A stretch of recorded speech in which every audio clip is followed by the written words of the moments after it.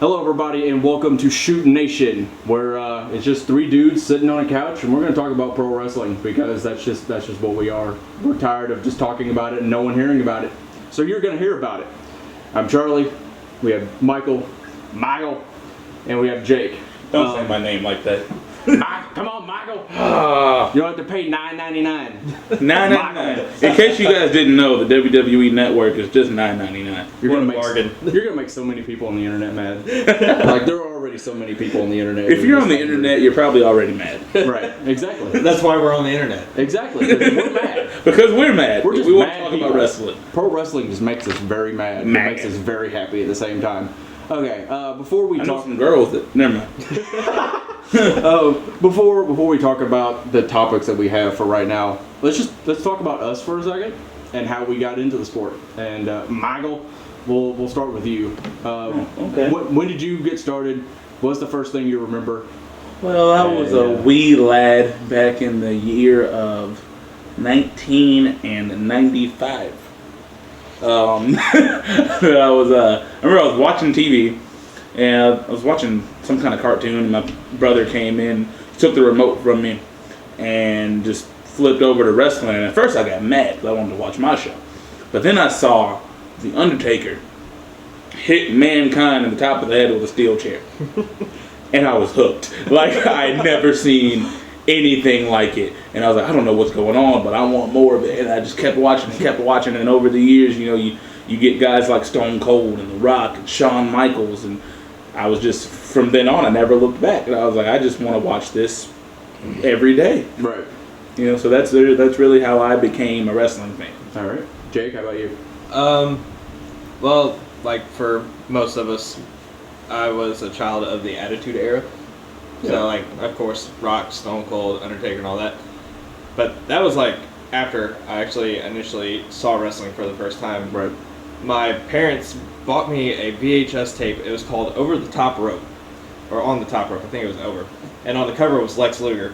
And I remember seeing, like, the red, white, and blue trunks and dude with a mullet with just big, bulging muscles. Lex Luger had one of the greatest mullets in pro wrestling, by the way. Him and Dolph Ziggler. Shawn Michaels had a mullet there. Shawn Michaels did have a You cannot rule out HBK's mullet. HBK did rock a pretty good mullet in the early 90s. Yeah. Thank you, Sean. But, and I watched this DVD, and on it was a cage match.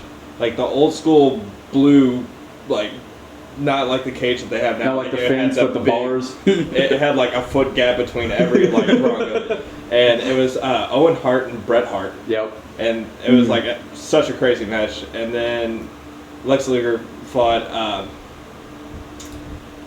I'll have to think about it and I'll come back. I'll just like interject in one of y'all's conversations. We'll just talk about it in elsewhere. Yeah. Bret Hart and Owen Hart could have like the best wrestling match inside of a steel cage. Like Bret's talked about that a lot. I think he says it in like one of his DVD, like in his DVD that they did in 2005 or something like that. Because there's a steel cage match on there. I think they were going to do it at the 1994 SummerSlam. I think that's when they had a cage match for the title to continue their rivalry that started late in '93. And like they had one of the best wrestling matches inside this barbaric match that is the steel cage. Nothing extreme about it. Right. No. The only extreme is the wrestling technicality of it all. Like because Bret and Owen were two of the best. Bret will always go down as one of the best, and his brother was right there.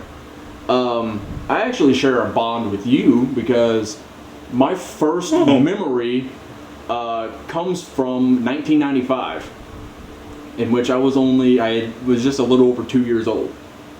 Okay. I know I watched it as it happened because it was on tape, and so I would always watch it on tape again. I got into wrestling because my family was already into wrestling. My grandpa had watched it, my mom had watched it, heard so many war stories about Saturday morning wrestling and the NWA with what ended up being Ric Flair's entrance music, the boom boom boom boom boom boom boom, and the two guys, almost like the slamming award. You know how the slamming looks with the guy holding up the other guy, and like it would like spin around and it'd say like probably World Championship Wrestling or whatever. So that was a thing. But the first memory I have is the night after the 1995 Survivor Series, when Shawn Michaels fell out in the middle of the ring, do the Owen Hart head kicks. That's the first memory I have. It's always the first memory that pops into my mind when I think about it. And I know I had to have watched it like right then because, like I said, it was on tape. My mom had recorded it. She did this thing for me when I was younger. On every episode of Raw for like 6 months, any segment that had Shawn Michaels or Steve Austin in it, she would re-record it onto a separate tape and made like a compilation set through a recorded VHS. So it was all any match or any segment, any moment, whatever that had Austin and Michaels in it, it was recorded onto a separate tape. And so it's like she would label it Stone Cold Steve Austin, 1/18/96 to 5/14/96, whatever, something like that. So it ended up being on one of those, and that's that's the first real moment I remember is from that. So yeah, 1995. I was born in '93. Haven't looked back. Like not a lot of my family are still into it. Like my mom will still watch it now. And like she's still one of the biggest marks ever. Like she still thinks everything is real. It's hilarious. Like she was dead set on hating Dean Ambrose because of everything that was going on with the Shield. Once the Shield broke up and Dean Ambrose became the lunatic fringe, she is absolutely in love with this guy. She pops every time there's a Dean Ambrose segment. And to go back on the Shawn falling out thing, for the longest time, my mom thought that was real. That Shawn actually fell out and had a concussion. A lot of people actually thought that was real. Until she watched the Heartbreak and Triumph DVD and Shawn was talking about how he came up with the ideas, like, what if I fall out in the middle of the ring and all that. So and like she was almost like heartbroken, ironically enough. She was heartbroken about Shawn Michaels. That's what he did this whole time. Exactly. That's why he's the Heartbreak Kid. So that's my moment. And that I didn't really pass out, guys. Yeah. Sorry. And he was talking about how Vince was like, no, we got to stay on air because we're commentators. We got to commentate what's going on. It's like, and Shawn was like, you don't really need to be on camera. There's nothing for you to be commentating for. Just get up and help me. Help everybody check on me. And like my mom saw that and she was like, for the longest time I thought that was real. You're gonna tell me that wasn't real? And so yeah, and she's still like that today. And that was 8 years ago when that DVD came out, and so like she's still a mark for the whole business. You gotta love moms. Oh yeah, she's great. So yeah, we're gonna talk about a couple things today. Tonight, yeah, 12:30. It's extremely late at night. We're doing this extremely late at night because we don't have any other time to do it. So we're gonna sit here. That's how dedicated we are. This is for you. This is for you. You can get this podcast on the WWE Network for just $9.99. All 12 people that's gonna watch this. I'm gonna share weird. this on so many pages though. I'm gonna share it on my personal page. And I'm going to share it on the two Facebook pages I'm an administrator for. In case we get sued or something, we're not affiliated with the WWE whatsoever, so yeah. The views of those who are on this show are not particularly the views of WWE or any other pro wrestling promotion. But if you disagree with us, you're wrong. Because we're on the internet. And we can say what we want. And everyone on the internet is right and everyone on the internet is wrong. And you can't change anything about that. Because if you were right, you'd have your own podcast. Yeah. Exactly. Case closed. Yeah. Court adjourned. Class dismissed. All right. First, we're going to talk about the string of events that started back in July at the Battleground pay-per-view, and hopefully ended the night after the Night of Champions just a couple of weeks ago. Something I like to call, fairly simple, Dolph Ziggler, The Miz, and the Intercontinental Championship. Or as I like to call it, SMH. Yeah, that too.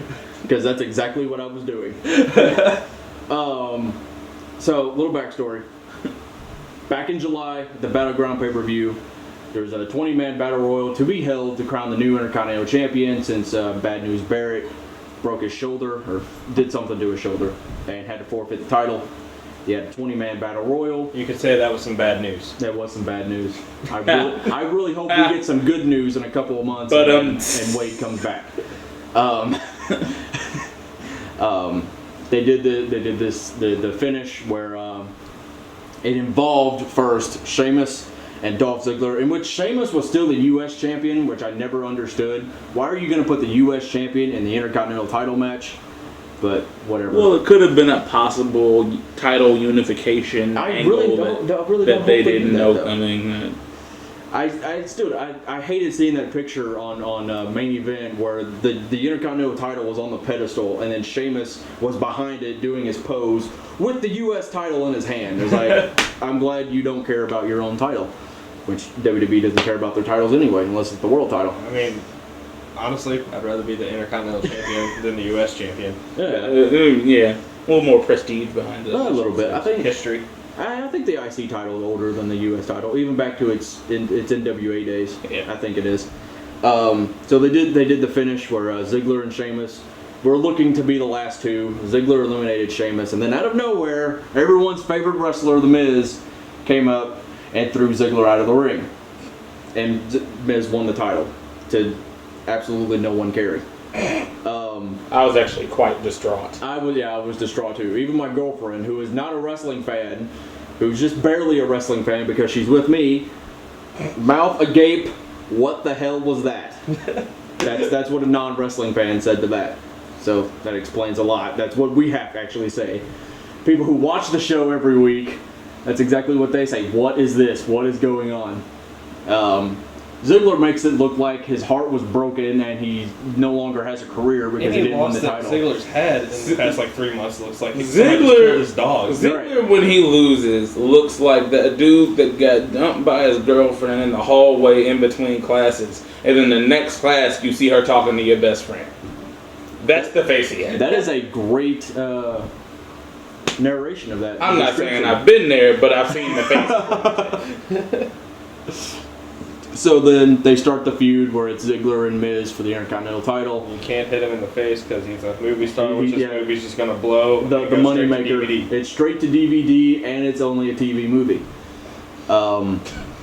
Which leads to the match to SummerSlam, which for no reason Dolph Ziggler wins. What's the point of Ziggler losing at Battleground just for him to win at SummerSlam? I don't know. Which leads to the feud continuing, then going in Night of Champions where The Miz wins again. Again, what's the point of Ziggler losing at winning at SummerSlam if he's just going to lose at Night of Champions? And then the next night. Watch this. Probably at the exact same time too. Like Ziggler Miz at Night of Champions. Give or take. It was like in the middle. Hours. It was like in the middle of the card. They kicked off the match-wise anyway. They fought in the first match on the next night of Raw, so it was like 23 hours probably, where Ziggler beats Miz, and Ziggler wins the title back. And I'm gonna say it again: why have Miz win at Night of Champions if he's just gonna lose the very next night? It's like Indian giving. It is. The Miz is the ultimate Indian giver. I felt like the WWE was playing with my emotion. Before I piss anyone off, Native American giving. Go ahead. Now we're gonna have to change the name of our podcast. Wait, is that how that works? Or no? No. I don't know. I guess we'll find out. They make a football team change their names. I don't know. The Washington Redskins, the Kansas City Chiefs. Have they even gotten in trouble for that? Have the Chiefs gotten in trouble? The Atlanta Braves. No. They're the Atlanta Braves, I guess. Cleveland Indians. Yeah. I don't think Chiefs is the like Redskins the only one because it's supposed to be like the it's like it's a slur. I mean, I get it. You know what I'm saying? I'm not trying to. Oh yeah. Yeah. I'm not saying everybody's wrong. We're gonna edit this part out anyway. Right. This isn't pro wrestling. Well, neither is pro wrestling these days. Look, and I'll talk about this for a quick second. I'm not saying that I hate Pro Wrestling Guerrilla. I love PWG, but at their Battle of Los Angeles tournament, they do this little spot in like a 4-way match, or it's a 6-man tag or something like that, where they go into, quote, slow motion. So you have Chris Hero, formerly known as Cassius Ohno to WWE fans, doing the rolling elbow in slow motion. So he is literally turning very slowly and hitting somebody in the head. with a rolling elbow, and they do this with like a kick, a roundhouse kick, and like the fans get into it and it's funny, but not like the John Morrison entrance. yeah, Okay. yeah, like it's real, like, and the fans are chanting, "This is awesome," and like as if it's in slow motion.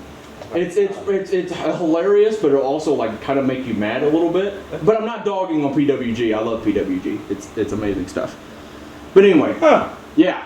Go to their YouTube page. I'm going to give PWG a plug, and they're not even going to know it. Go to their YouTube page and click on the night 3 of their 2014 Battle of Los Angeles tournament. It's like near the end, I think. Yeah, it's like near the end of the preview that they do to promote that they got a DVD coming out. And it like part of it is at the end. I can only imagine it goes on for probably 5 more minutes. Like the actual little spot. Sounds intense. Yeah. Anyway. But anyway, yeah. Ziggler, Miz, the Intercontinental title. We have to do We've a lot talked of about editing. we've talked about football. We've talked about. But it's indie shoot circuit. nation, damn it. Everything's a shoot. We're shooting from the hip. Shooting from the hip. Anyway, how did you think about it, Michael? Okay, as far as the flip-flopping of the belts, I liked the battleground thing. Even though it ticked me off when I first saw it, I liked the element of surprise where you think that Ziggler's finally going to get his moment. Ziggler's finally going to get the belt because we've all been waiting for that. We've all been collectively holding our breath until Ziggler finally gets the gold, and then Some kind of gold. Some kind of gold again, you know, because for a long time you felt like this guy had to have ticked somebody off in the upper echelons of the WWE because no one's giving him any kind of push. So then you're thinking, it's about to happen, it's about to go down, here we go, and then all of a sudden you get all of that pulled away from you. So it was like a nice little swerve by the WWE. Yeah. It was like, oh crap, man. They didn't do it. Yeah. So, and then you, when Ziggler has that look on his face, that dejected look, you're with him. You understand. You're like, I feel you, bro. Yeah. I'm just as sad as you are. I like to have the rug pulled out from under me, if you will, if it's going to mean something in the end. And so, like, nothing happened, though. When he won at SummerSlam, I was like, okay, vindication. This is cool. He got it taken away from him at Battleground. He got it tonight at SummerSlam, one of the biggest shows of the year. Dolph Ziggler, this is his time to shine. I'm riding with him. I love you, Dolph. Let's do it. Right. Now, we get to Night of Champions, and I'm thinking he's going to beat The Miz. Right. You know, they got to have the rematch clause or whatever. Mm-hmm. But I'm thinking he's going to beat The Miz. Miz wins. Now, I'm ticked. I'm mad. Why would you give the boy a belt? I was thinking maybe WWE did it kind of to just pacify us. Mm-hmm. Like, here, we gave him a belt for a little bit. Shut up. Yeah. Like, get off our backs. Just like the ultimate of giving you a bone so we can shut up. Like, yeah. It's like with Christian back in 2011. Yeah, so that's what I thought they were doing. And I was kind of just like, well, that was pointless. Like, you got me all worked up thinking my boy's finally got, you know, a little bit of a push going, and you take it away. But then he wins the next night on Raw. And I've never been so conflicted to see one of my favorite current superstars win. Mm-hmm. Because immediately, yes, I'm happy that he won the belt back. Because one, I don't like Miz. Mm-hmm. That much. I don't know anybody who really does like the Miz. Like, I thought Michael Cole. I thought he was a... Michael Cole doesn't even like the Miz anymore. Michael Cole's not a misfit anymore. He likes Daniel Bryan, but like 3 years ago, he was swearing that Daniel Bryan was like the Antichrist. Right. Pretty much. But they're the only thing that made the original NXT watchable. That's true. That whole little That's mini feud. True. But I'm thinking at first, yes, I'm really happy Dolph's got the belt back. But then in my head, the smart mark in me, if you will, I'm like, well, then what was the point? What was the point of in the him losing last night? Yep. Not even the last 3 months. Because I understand if you're taking the rug out from under me at Battleground to give me the rug back at SummerSlam. Okay, cool. But why did he lose A second at Night time. of Champions? Like And that. then win it back a second time. That doesn't make sense. That's a waste of a title reign. Like that, because now Dolph Ziggler is on an additional title reign. Like that title reign ended, and now he started another one. Yep. Why not just let it all be one title Right. reign? And then I almost feel now we've got trust issues, guys, because I don't know what they're going to do with the title next. There are so many people though that have trust issues, quote unquote, with the WWE. Is the Miz going to be the champion at the end of the next pay-per-view? Like, well, I don't know. Is not a chair. Is a Hell in a Cell going to start with the Miz winning the? The damn Miz belt might back? be the world heavyweight champion at the end of Jamie Noble's going to come out and win the IC title. You never know. That's a title reign I can get behind too. Gregory Helms is going to come back at Hell in a Cell, and he's going to beat Brock Lesnar for the WWE World Heavyweight title. All because they don't know what to do with the IC title. Yep, exactly. That's what's happening. You're gonna find out two things as soon as hopefully we can continue doing this every week. It's what the plans are, but just like with WWE, we never know what the plans are. You're gonna find out two things. We are huge Dolph Ziggler guys, and we have turned into 2 or 3 huge Jamie Noble guys. I like Jamie Noble. I still swear up and down we're gonna see Dean Ambrose versus Jamie Noble sometime in WWE TV. Street fight in the parking lot. It's going to main event WrestleMania. Oh, it is good. With no title belts on the The line. evolution of entertainment, WrestleMania 31 in Santa Clara, California. Special guest referee Zack Ryder. Exactly. So Zack Ryder can get on TV again. And not be jobbed. That poor Right, guy. and not be jobbed. That poor guy. Yeah, exactly. Man. Apparently they him When and, you have to make your own title belt. apparently Zach and Dolph invaded the JBL show on YouTube, their YouTube show that JBL and Cole used to do, but apparently he doesn't do it anymore. I don't watch the show, so I don't really know. They apparently they try to take over the show. I guess to try to bring back Zack Ryder's show, because like Dolph and Zack are like really good friends, and I guess like Dolph sympathizes with Zack in a bit or in a way, because it is very true. Zack Ryder kind of got the rug pulled out from under him as well. Stick. Yeah. He had that short-handed U.S. stick. title reign for a little bit. That lasted all of like a month. Then it was just. And they lost it randomly on Raw. But, Big Johnny. That's when you know you pissed off somebody higher up if you lose the title in Raw. Yeah, but pretty much. Unless it's the tag team titles. If you lose your belt on Raw, your career's over. That's their way of saying we don't like you. Pretty much. Even if there's I'm cool with title matches on Raw, and I'm cool with the occasional title change, but like only if it makes sense. Not as much as it kills me to say the Dolph Ziggler Miz thing. Yeah. It's just one night. Like, It was Yeah, unnecessary. it was It unnecessary. was completely I went unnecessary. to bed almost crying. Like, I hadn't recovered yet. And he's a huge Dolph Ziggler fan. Out of the And three of 24 hours us, later, This man, Jake stands. Jake prides himself on making Dolph Ziggler his Man Crush Monday every Monday. He prides it. He's told me this. whether or not he posts it on Instagram, in his heart of hearts, Dolph Ziggler is his man. I wake up every morning and do a pelvic thrust. pelvic thrust. The Ziggler wiggle, man. The Ziggler wiggle. Ziggle wiggle. The Ziggler wiggle. Exactly. Anywho. Yeah. We digress. It ain't still, or what does he say? Hold on. It ain't still in the show unless you back it up. Whatever he says. Something like that. Or it ain't showing off. There we go. Unless you back it up, and Ziggler can at least back something up. Do what? Yeah. Speaking of Zeb Coulter, you just created a great segue for me. We're gonna get over to the I always wanted to buy USA. one of those things. I did too. Yeah. A scooter? I still want a segue. Hell in a Cell, Zeb Coulter comes out on a Segway. That'd be perfect. Money. That is a license to print money. That is increasing profit for the WWE. Speaking of Zeb Coulter, we'll go over to the USA versus Russia. This ongoing angle that they've been doing We're with going to have a Rusev. Cold War again over this. 50 years later, we're gonna have it, or however long Hot ago. war. I think it was called the Cold War because a lot of it was in Russia, and Russia is a very cold place. I thought it was just like during the winter.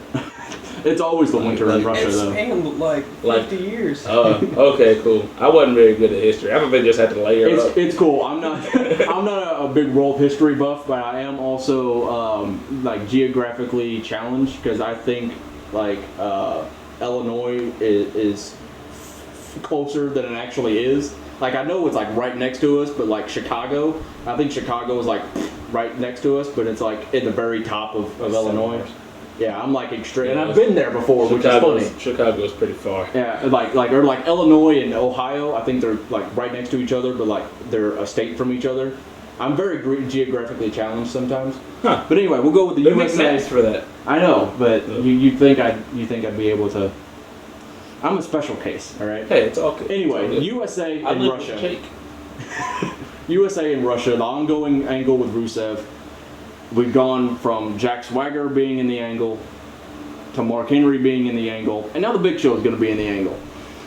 And now in this angle, WWE has once again put themselves in hot water with the angle they did on Raw where Big Show pulled down the Russian flag, the gigantic Russian flag that they have for Rusev and Lana's entrance.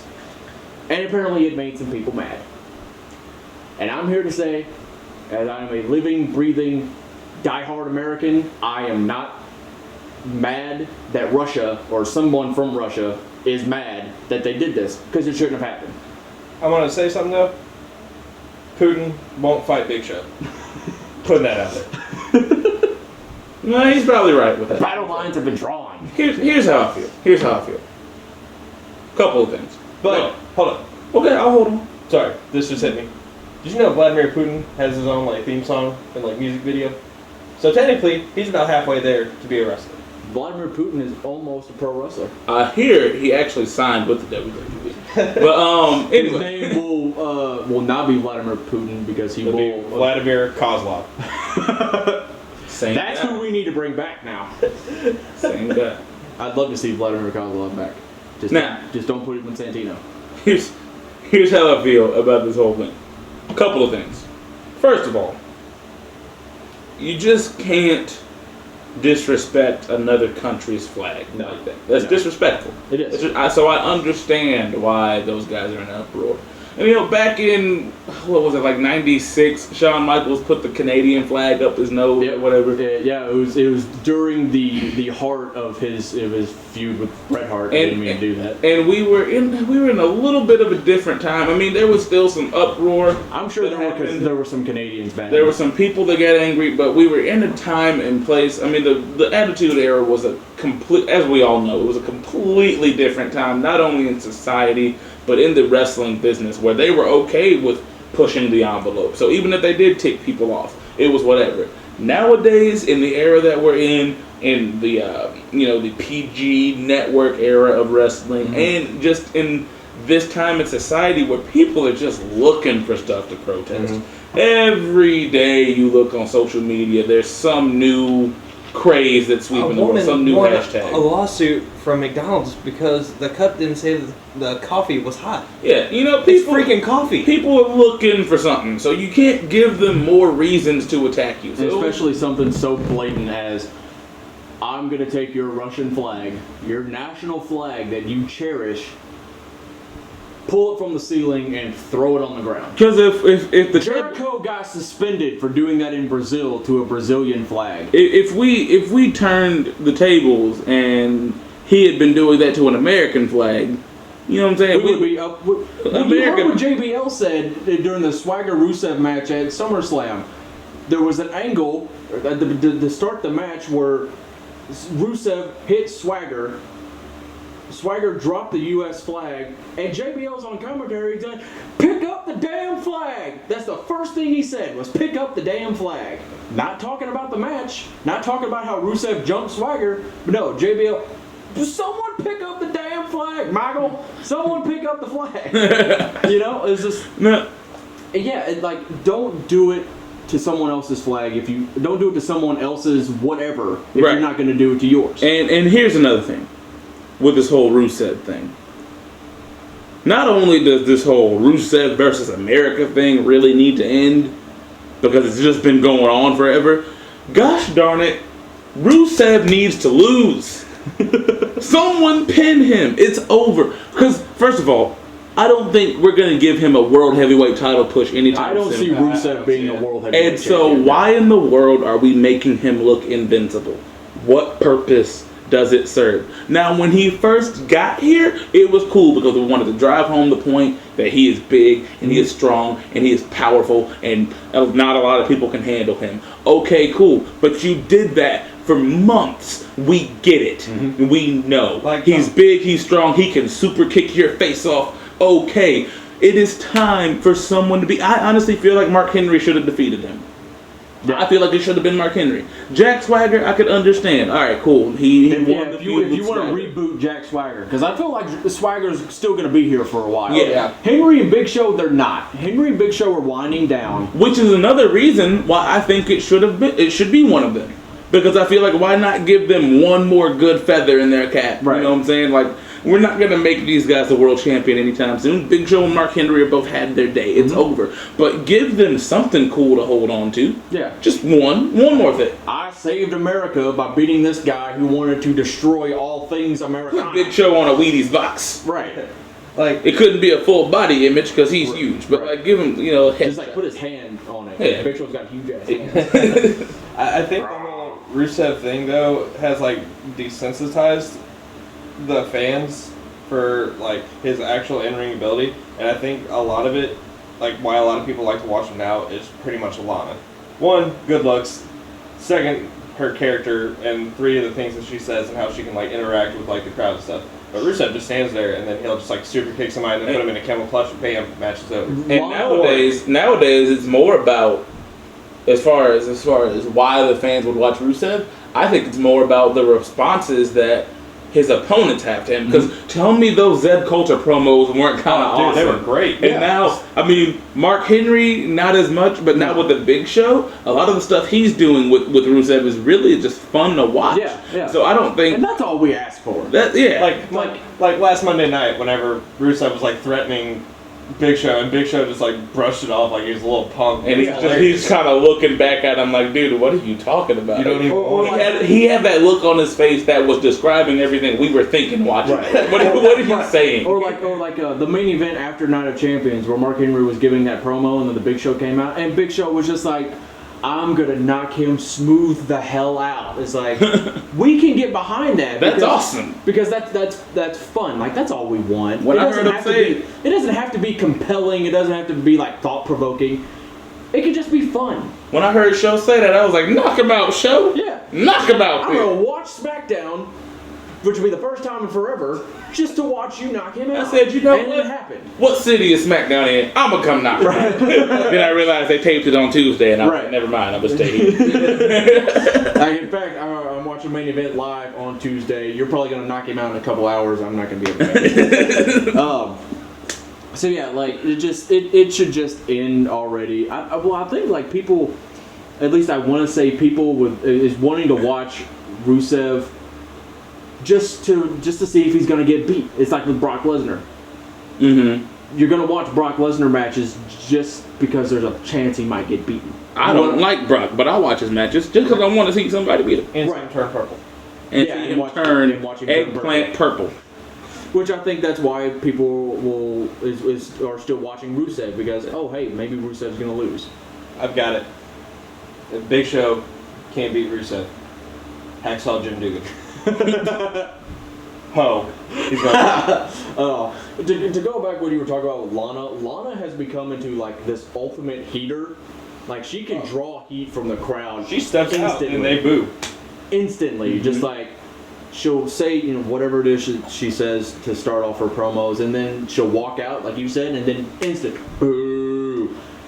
She has become a heater in no time flat. She's a female Paul Heyman. Right. The minute they hit the stage, only instead when Paul Heyman says, "Ladies and gentlemen," the crowd goes bananas. Like the only thing is you hate Paul, but you like Paul. Yeah. Paul Heyman's the best thing about Brock Lesnar. He's like that uncle that you don't see. Paul Heyman's the only thing about Brock Lesnar. Sure. He's like that uncle that you don't see for the whole year, but you see him on Christmas, and you kind of like him, but you don't want to see him again for a whole other year. You'll laugh at his jokes, right? But you don't like him. Yeah, exactly. Yeah. Uncle Steve. We'll cheer you on because you're the best thing, like one of the best things going right now. But you're the last link we have to Punk. Right.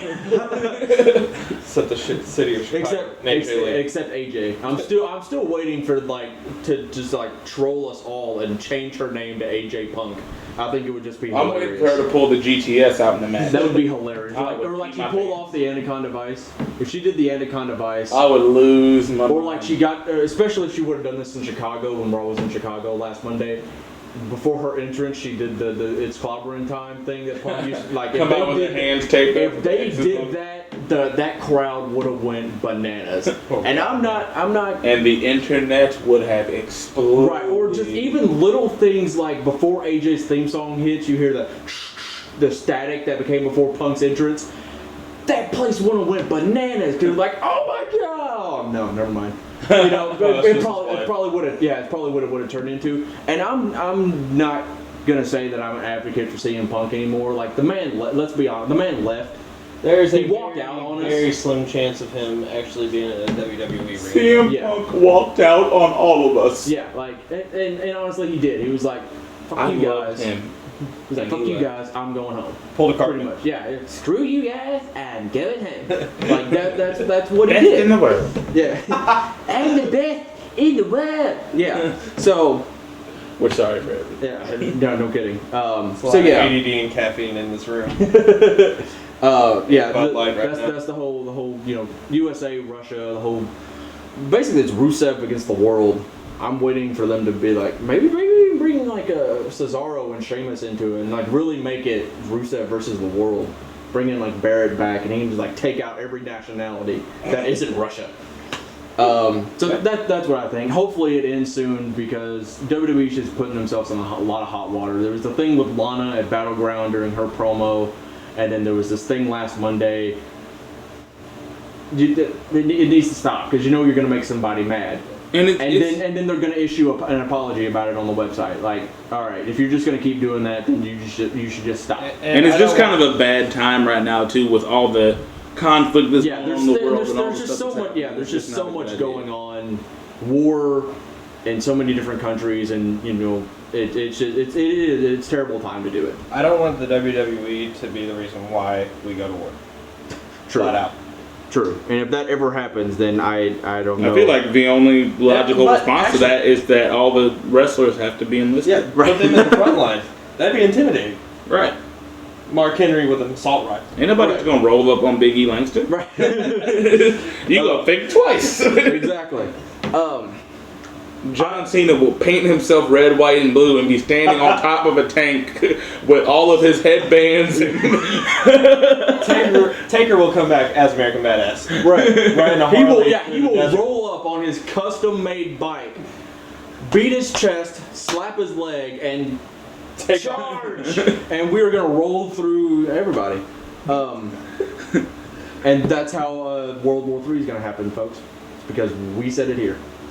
Oh God, no! I'm out. I feel like I'm done with this show. I'm sorry.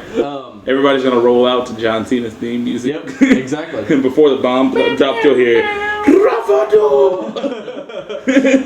I think it would be cool if we incorporated general managers to the different divisions within WWE. Like if we got the Divas division, and we have someone sanctioned as the Divas general manager, and the same thing with the tag team division, the world title division, the heavyweight division, and the mid Carter division, and then for the IC and US titles. It was the ultimate mid Carter.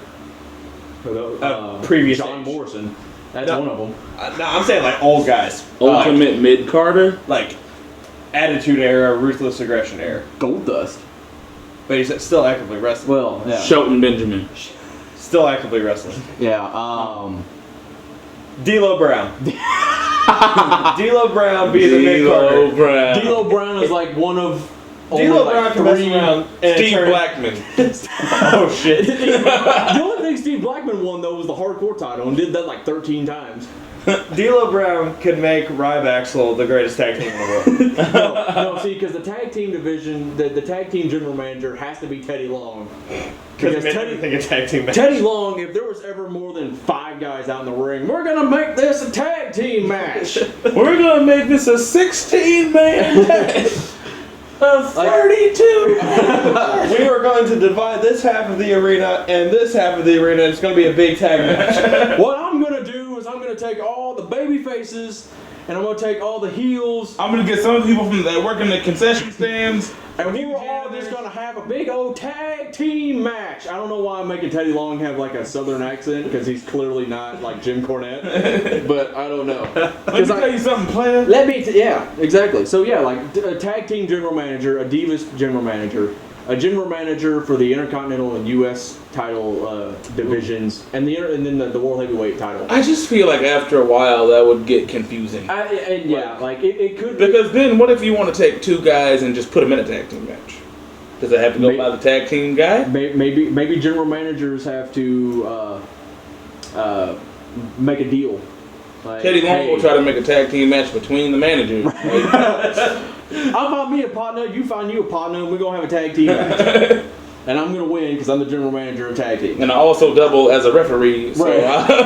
And I'm going to be a ringside manager, and I'm going to commentate. See, I'm going to do everything because I'm Teddy Long. And I can do everything. Teddy Long has held every position in the WWE. Except a commentator. Yeah, he was a referee, he was a manager, he was a general manager. One of the best general managers SmackDown ever had. He probably did the catering at one point. Fried a lot of chicken for everybody. I can make that joke because I'm black. Michael. For any listeners, I'm the black guy of the group, Michael. And if it makes any kind of difference, his middle name is Jamal. So if you want to help, that's true. Yeah. So just so everybody knows, yes, he is black. Yeah. My middle name is what validates it. Yeah. There you go. The other two guys were both white. Yes, we're white. We're white. We're very white. Very white. Very white. Take it from the black guy. They are very white. But I could understand like it would become a cluster. It could very well become a cluster. It's like because we would have like four general managers, quote unquote.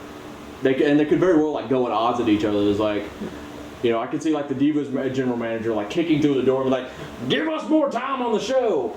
Blah blah blah blah blah. Would they be regional managers? I guess you could call them an assistant to the regional manager. Ooh.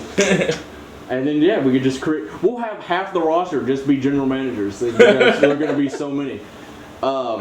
So maybe it could work. Maybe it could. Maybe it could just very well be a cluster. I feel like it'd be better as if it wasn't a manager over the whole division, but like if a certain like somebody that's paid their dues and been part of the business for a while to come in and then be manager over like a tag team or a diva or something, like some up and coming diva from NXT or someone that's in WWE now, like Lita is a manager for Paige, or like Trish Stratus is manager for. That's what we need too. We need more managers.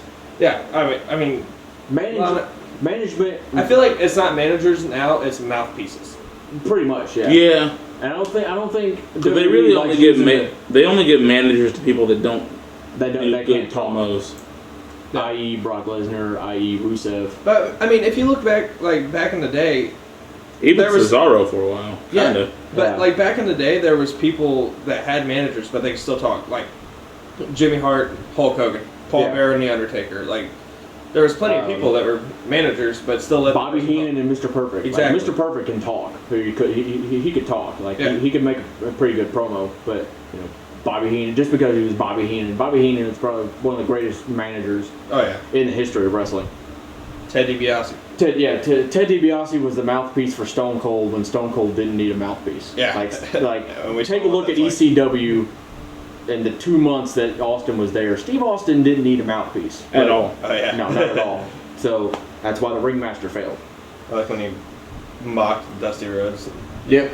He did it perfectly. During the greatest, like that is still, even besides the WWE stuff, promo-wise, that very first promo that Austin cut in ECW, where he still had the long hair, because they didn't edit it out on ECW TV back in '95, where as soon as Austin's done, you hear Sandman saying, "Fuck yeah, that was fucking awesome." It's like, all right, really, Paul, you didn't edit that part out, and so like it's still on TV. Yeah, it's the Paul Sandman. didn't care. It's the Sandman. He doesn't care. But plus, Paul Heyman liked to pull back the curtain in ECW. Definitely. So yeah, there needs to be more mouthpieces. Probably a hot topic with a lot of people. I know it is with me and all of us. Different ideas for WWE Network programming. There needs to be more original shows on the network.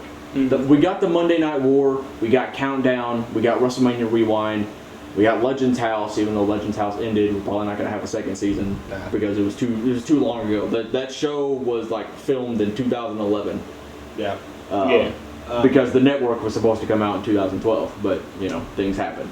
And then the NXT shows and then the live specials, the pay-per-views, all this, and all the archive footage, all the old episodes of Nitro and Raw, and SmackDown, and old pay-per-views. Like, that's cool and all, but there needs to be some original programming that needs to go into this. If you're gonna have a daily schedule on the home page that you can just watch and it streams endlessly, well, then there needs to be some original programming. This just hit me. What if they had like a series where it was kind of like a day in the life, and then like every week, or probably not every day because then they just run out of people. Right. But like every week, Yeah. choose a different superstar. I mean, of course, you're going to have like John Cena and stuff, but then do like people that a lot of people don't really know a lot about, like Kofi. Yeah, Kofi. Yep. A day. Yeah. Even NXT guys like Sami Zayn. Like, Tyson Kidd. what's Sami Zayn's daily routine? You know? And actually, I read that on an article here earlier today. Like they had sent out like a survey to people, I guess, like through an email or through some like mythical web page or whatever. Like, what new original programming would you like to see on the network? And one of the options was this like day in the life thing.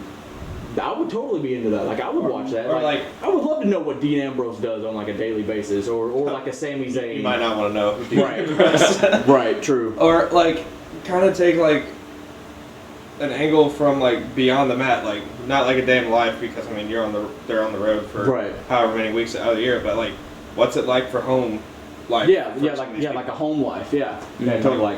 But it took me forever to find out that Cody Rhodes had a black wife.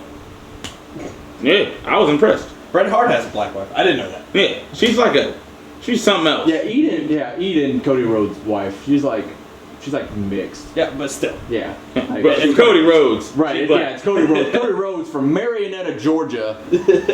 Which I'm not saying. Dusty Rhodes' son. Right. She black. Right. And I'm not saying that Georgia isn't the whitest state, because it's not, but it's also it's like urban and rural, like meeting head on and just being very ugly. Yeah. But yeah, like I would love, like I'll go with Dean Ambrose again. Like, what is Dean Ambrose's home life when he finally gets back to Cincinnati, Ohio, for like 2 days, and then has to go back on tour for the next 6 months? He has like a one room studio apartment with a mattress in the middle of the floor. No, that's Cesaro. We all know Cesaro like sleeps on the floor, or at least that's what we're told on WWE TV. A concrete windowless room in his mom's basement. Exactly. She never knows when he's home or not. He escapes through a window in the basement. Dean, are you home? Or what? She'd probably like break kayfabe and have to call him John, but that's cool. I got a couple of ideas. I actually have like a whole list of ideas of what we could do. Well, not us. Well, I'm not at that point. I would like like we were talking about before the show. Right. We were talking about what was I saying?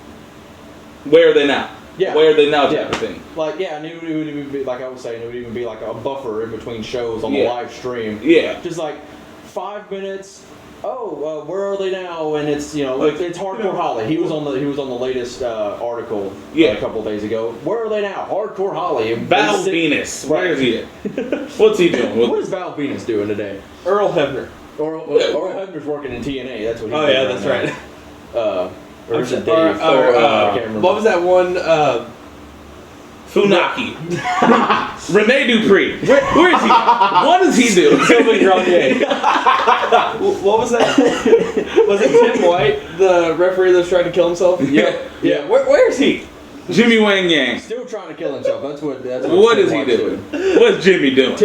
Tim White's still really trying to kill himself after those stupid videos they would do on .com where he was trying to kill himself. Like when he'd run out in traffic. Right. Where's the boogeyman? I got one.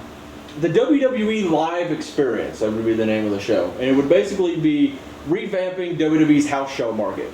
Because it's very well known, house shows don't mean squat to WWE storylines. Right. They're just random matches put together, non-televised, so the fans can get just a little taste of WWE action. So what you could do is either air them live or on tape delay on the network, and Exclusive to the network. Exclusive to the network, and you could even possibly just make it exclusive to whenever they go to Madison Square Garden, and it's not for a TV taping because they still do that, which still boggles my mind. I think anytime WWE is going to be an MSG, TV camera should be rolling. Actually, interesting enough, we watched a interview of Dolph Ziggler, not to keep going back to DZ, but he was talking about how Brock doesn't always appear on TV, and we certainly know that he's not going to be at any road shows. But Dolph still does the road shows, and he's the IC champion. Mm-hmm. So he feels that he's like the big guy for the company whenever they go to these road shows because he's the next champion down. Yeah, for all intents he's going to pretty much main event. For all intents and purposes, the guy who holds the Intercontinental title is technically the second best guy in the company because you hold the second best belt.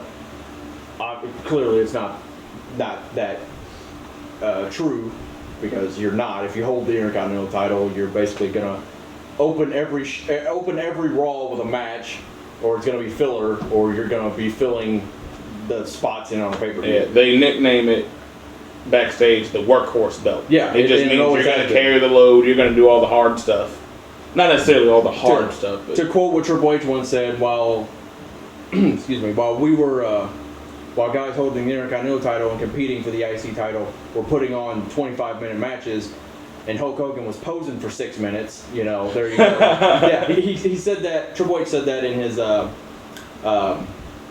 his King of Kings DVD. Is a two disc set where it was him and all the skulls behind him. It was like back in 2006. He said that much about the Intercontinental title. It was like while we were out, busting our asses for 20 minutes, and Hogan was posing for 6 minutes.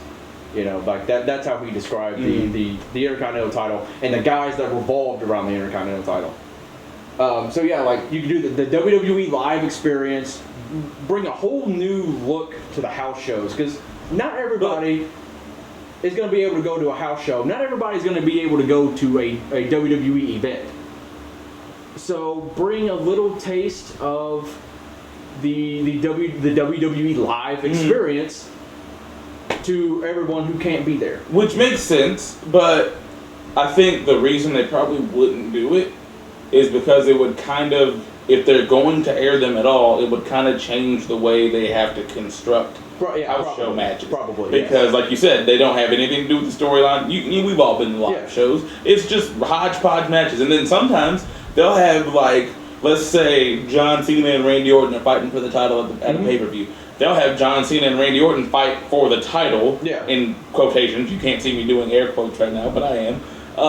It's cool. I've done it a couple times on the. They'll have them fight for the title at the live show, but John's gonna win. Right. Anytime a title is on the line, it's not gonna change. It's not gonna change. It's not. But it's cool when they do a little swerve.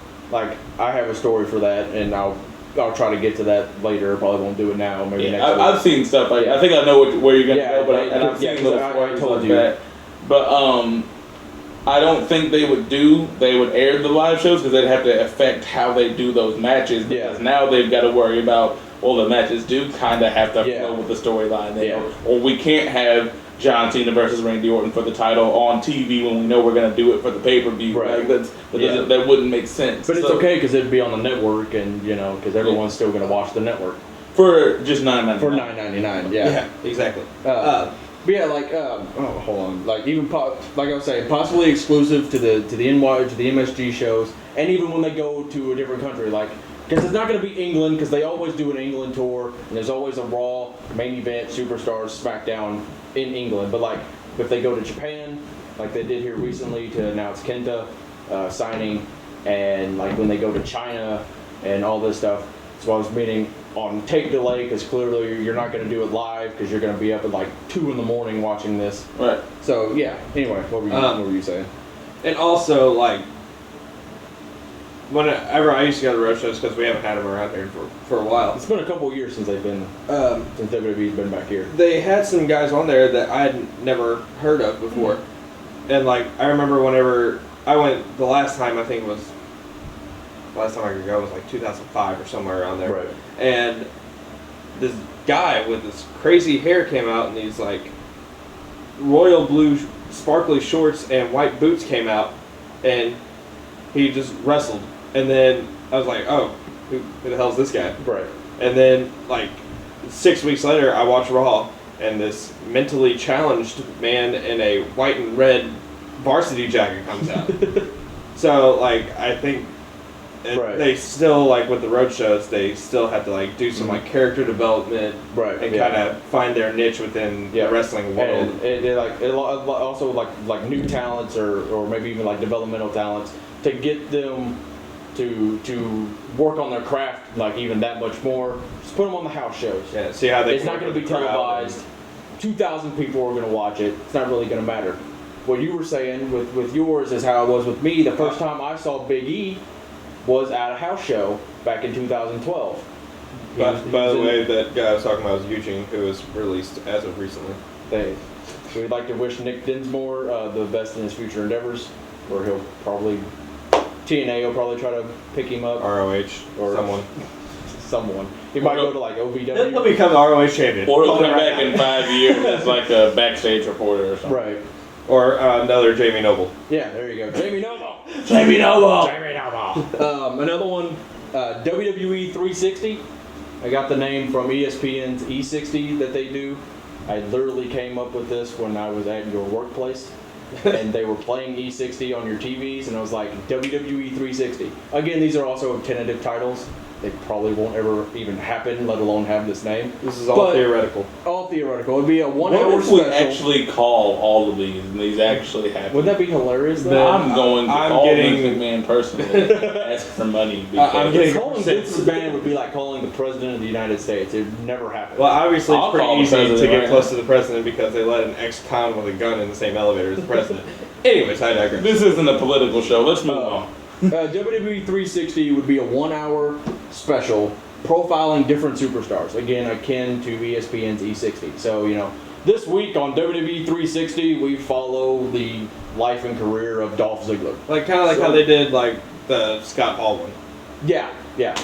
And So, you're thinking kind of like that day in the life thing, but maybe a little bit more documentary? It'd be like a mix of the day in the life and the where are they now. Yeah, and like you would have world. exclusive interviews with the guy who's being profiled, and with different people, personal and professional, Family, friends. Yeah, just like having interviews, kind of like what they're doing with the different documentaries, but it not being so in depth. It would just be like like right now, like we're doing this, and this. WWE Update. Again, these are all tentative titles, and I just came up with that one like with no problem. A news program for WWE to add depth to the storylines that are going on right now. Like a sports center. Like a sports I've center. thought about that, Yes. and I think that would be a great idea. Did this derive from the whole Roman Reigns hospital update? Yes, when they did the breaking news update on the network as buffer between the programs, because I know that's how they had to have done it, because it was like 5 minutes long. Yes, only maybe 30 minutes, an hour, something like that. Maybe you could even interject like on Raw or something. Yeah, maybe like an all-day thing, kind of.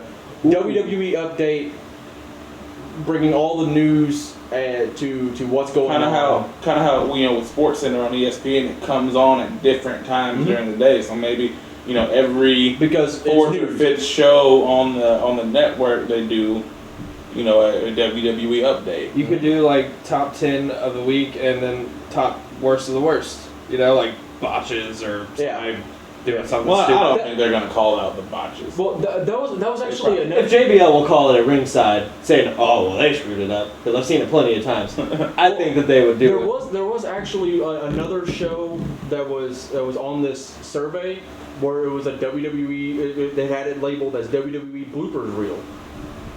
Thank you. Maybe it wouldn't necessarily be botches. Maybe it would just be like how Goldberg slipped on the ramp at Survivor Series or at SummerSlam 2003. You know, and almost like blew when Shawn Michaels got his chains caught in the stage. Yep. Yeah, like stuff like that. Or like when the dude ran across with Batista when he was warming up in the locker room. I remember that. That was Oh my hilarious. god, that was ridiculous. Also, another show that's supposed to be premiering on the network in a month. It's going to be called WWE Rivals. So it looks like another weekly show where they're like documenting different rivalries within like the WWE's history. That could be dope. Yeah, That could be and apparently it's going to happen. Like they already have a release date for it and everything. It's supposed to be coming out sometime next month. That would actually be really cool. Another thing, WWE, the WWE.com exclusives, their YouTube shows, and even the in-ring talk show segments. So like Michael Cole's weekly interviews, the JBL show that's on YouTube, and even like Biz TV and the Peep Show. Highlight reel. And the highlight reel. You turn them into a 30-minute version of what we see on TV or the internet in the JBL show and Cole's interviews. And like all the superstar shows without them ending with somebody getting beat up, their face smashed in on television, and making them cross-eyed for the rest of their career. Yeah. I would like like a show like that, and it'd be like real, out of character interviews. Mm-hmm. Like a very shoot. I think the WWE needs to realize that since we all know this isn't real, not everybody needs to be in character all the time. Let us see some of the human sides of these guys. Like, we all know that this isn't real. Yeah. Give us like some real interviews. Let us see how guys really feel about stuff. Right. Yeah. Oh, yeah. Like even they're not, if they were to do that, they're not going to call it like shoot because that's an internet word. It's the technical term. So they're not going to use it. They probably they like to. I think they like to use the word candid. So like it involves something like that. WWE Kickoff and Fallout. What they do before and after all the pay-per-views, only make it at least kickoff. Make it like an all-day thing, very much like NFL's Game Day when they do it on Sunday. Ooh. It's an all-day thing, and they hype up all of the football games on Sunday. Oh, you could do that. WWE could do that for their pay-per-views. They got all the different analysts. Renee Young, Jason Albert, Alex Riley. Bring in Booker T. Bring in Christian, and just like all day leading up to the pay-per-view, talk about everything, and you can even like add in exclusive interviews from all the guys that are going to be on the card, and so they just make it like an all-day thing, and even extend Fallout a little bit after the show, but not post-game show. Yeah. So there's that, and then which I think has been talked about a couple of times, a new version of Tough Enough, please, God, but not getting out of like guys who aren't even like in the wrestling business like it has been. But I said a look inside the WWE Performance Center following the prospects of NXT, like the guys who just got signed, who aren't well known and are trying, kind of like how Dolph Ziggler is. Like he would be like a young Dolph Ziggler would be on this show. Like that's what I'm talking about. Not like Kenta and Steen and Devitt. Someone established. Yeah. Like guys you've never heard of, like Baron Corbin. Yeah, I was just thinking, So a guy like that. That would actually be a really good show, and it would be really cool to see, like what these guys go through to be a part of this show. Because we look at, or they starting out. You look at NXT, like the developmental brand, the guys that weren't that good, but you don't understand what they went through to even get to that point. To even be in NXT is an accomplishment in and of itself. Because you have to go through the Performance Center. Yeah. And to get to the Performance Center, you had, it's a whole other thing. I would love to see. At least I would think it's a whole other thing. Yeah. Just to even be thought about Yeah, because the during a WWE, tryout. they're very picky. Mhm. They're very picky about who they, let into their fraternity, so to speak, of WWE talent. Like they're So I think, signing AJ Styles or some Ojo. I mean, just No kidding. just the idea that they have even brought you in to develop you in hopes of one day putting you on television means that you are better than a lot of people. You're kind of like, those guys that are in the NBA or in the NFL or whatever that are second and third string that everybody thinks they're scrubs. You don't understand how hard it is just to get to that point. These guys could probably shoot you out of a freaking gym, but like you think they suck because they're not as good as like a Kobe Bryant or whatever. But it's like, just because they're not like Russell Wilson and he's the starting quarterback for the current NFL champion. But just because he's the third string quarterback, some guy that you don't know doesn't mean he can't throw the ball 60 yards. Doesn't mean he can't throw that football. And that's the same way down the field. That's the same way, what I'm saying, you look at some of these NXT guys, you forget that just to get to where they are, they had to be pretty dang good at what they do. Yeah.